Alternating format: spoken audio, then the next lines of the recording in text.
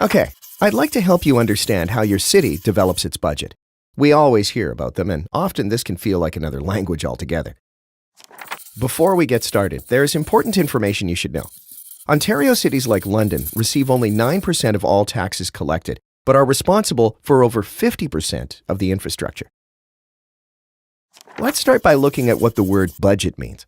Simply put, it's a planned, itemized summary of money that is coming into the city and how that money is spent for a specific period of time. It's very important to note that provincial government legislation in Ontario states money coming in equals money going out, also known as revenue equals expenditures, or a balanced budget. The City of London provides more than 90 services to the citizens of London, so City Council and administration always have to make difficult decisions to ensure this balancing takes place. There are two main components of the budget when looking at the money going out side of the scale. Operating pays for all the day-to-day activities of the corporation. This includes items such as salaries and wages, utilities, supplies, fuel, and insurance, just to name a few.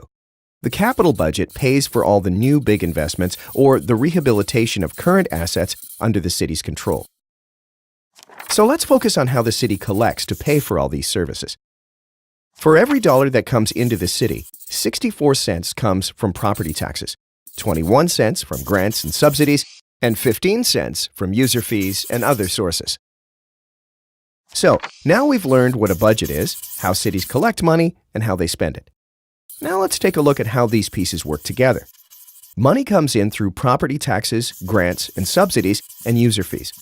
The money collected is required for both the operating and capital budget. We've already talked about the operating budget, including day-to-day expenses, but it also includes money for funding capital budgets. The capital budget pays for all the new big investments or the rehabilitation of current assets under the city's control. This connection is made through three methods.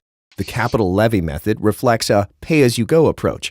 The reserve fund method, which reflects a planned save now, acquire or use later approach, and the debt payment approach.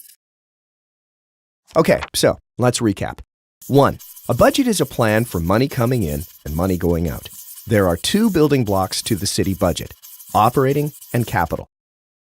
2. The operating budget is like paying your house bills to keep the lights on.